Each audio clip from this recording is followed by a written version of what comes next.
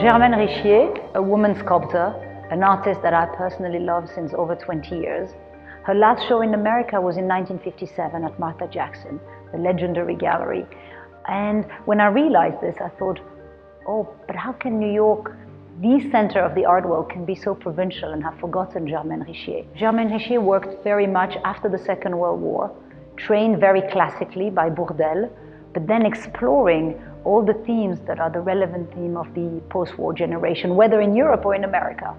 Figuration versus abstraction, textures, patinas, colors. And I think that when you stand in front of the work, you feel the deep existential loneliness, the deep existential anxiety, fear, all these feelings that were so strong on the aftermath of World War II. I think her work stands next to any painter or any sculptor of that moment.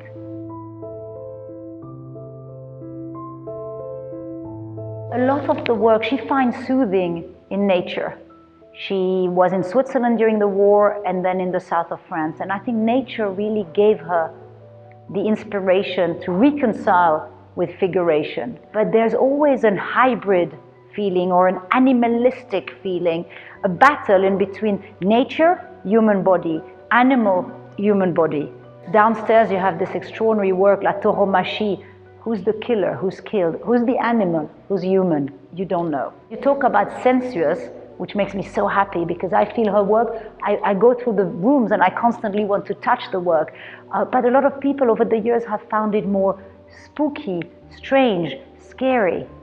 But I think they're a complete love poem to humanness.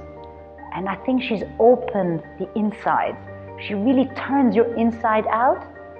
And that's where I think only a woman could have sculpted these works.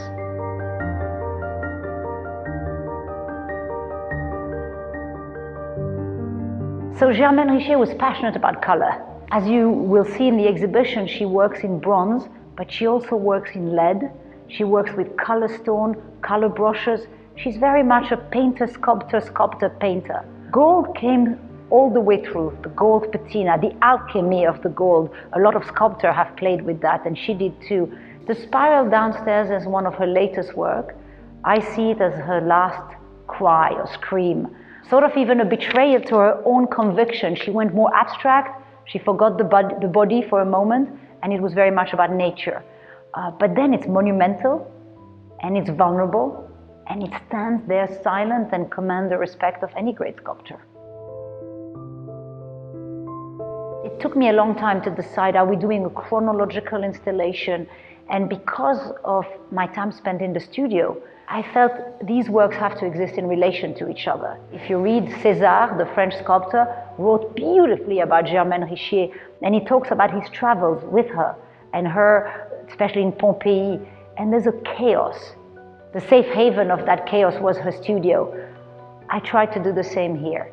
It's not chaotic, it's actually very safe haven, but you can never really see one work only without having the interference, chosen interference of every other work. And I hope that people will, through this, not only discover her work, but experience and feel the work.